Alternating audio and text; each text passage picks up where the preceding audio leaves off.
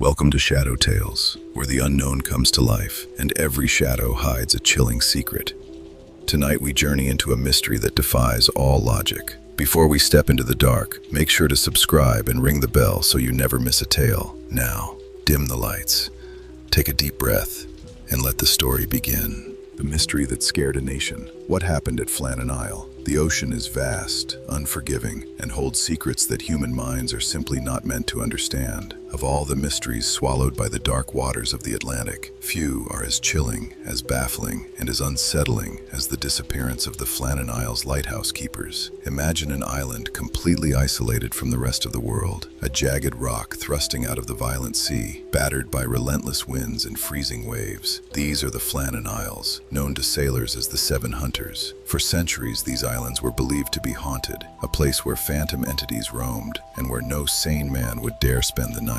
But in the late 19th century, logic replaced superstition, and a magnificent lighthouse was built on the highest peak of Eilean Moor, the largest of the islands. Its purpose was simple: to guide ships safely through the treacherous waters. In December of 1900, 3 men were assigned to keep the light burning: James Ducat, the principal keeper, Thomas Marshall, the second assistant, and Donald MacArthur, an experienced and tough sea veteran. These were not amateurs. They were hardened men, accustomed to the brutal conditions of the sea. They knew the rules, they knew the dangers, and they knew that under no circumstances should the lighthouse ever be abandoned. But on the night of December 15th, the steamer ship Arctur was passing by the Flannan Isles. The captain looked toward the treacherous rocks, expecting to see the comforting, sweeping beam of the lighthouse. Instead, he saw nothing but pitch-black darkness. The light was dead. Due to severe weather, a relief ship named the Hesperus could not reach the island to investigate until December 26th, arriving just a day after Christmas. On board was Joseph Moore, a relief keeper who was scheduled to replace one of the men. As the ship approached Eilean Moor, a heavy sense of dread hung in the air. The flag that was supposed to be flying on the pole was not there. There were no provision boxes left at the landing stage, and most terrifying of all, there was no sign of the 3 keepers waiting to welcome them.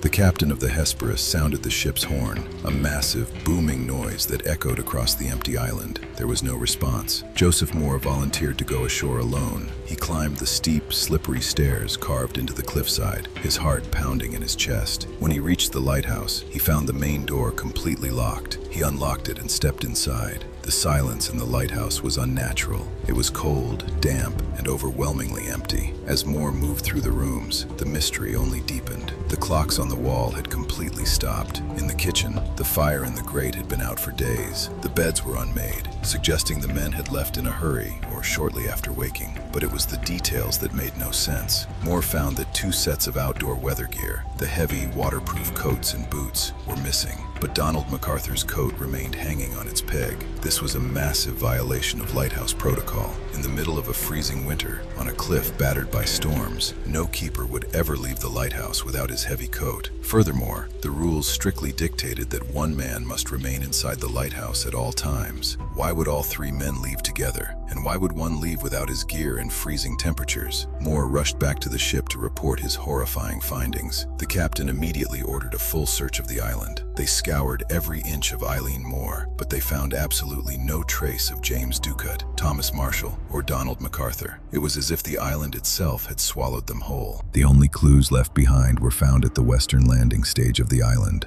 There, the search party found massive damage. Iron railings were bent completely out of shape. A heavy wooden box used to store ropes had been ripped from its strong moorings and thrown high up onto the cliffs. It looked as though a massive, unimaginable force had struck that side of the island. But the most disturbing piece of the puzzle was yet to be discovered. When the investigators opened the official lighthouse logbook, they found entries that defied all logic. On December 12th, Thomas Marshall wrote, "Severe winds the likes of which I have never seen in 20 years. James Ducat has been very quiet. Donald MacArthur has been crying." This entry shocked the investigators. Donald MacArthur was a notoriously tough, hardened sailor who had survived countless brutal storms at sea. What could possibly be happening on that rock to make a man like him cry? On December 13th, the log read, "Storm continued through the night. Wind kept going. Men praying." 3 experienced lighthouse keepers, locked in a stone tower designed to withstand the worst of nature, were reduced to praying for their lives. And then came the final, chilling entry, written on December 15th, the exact day the light was first noticed to be out.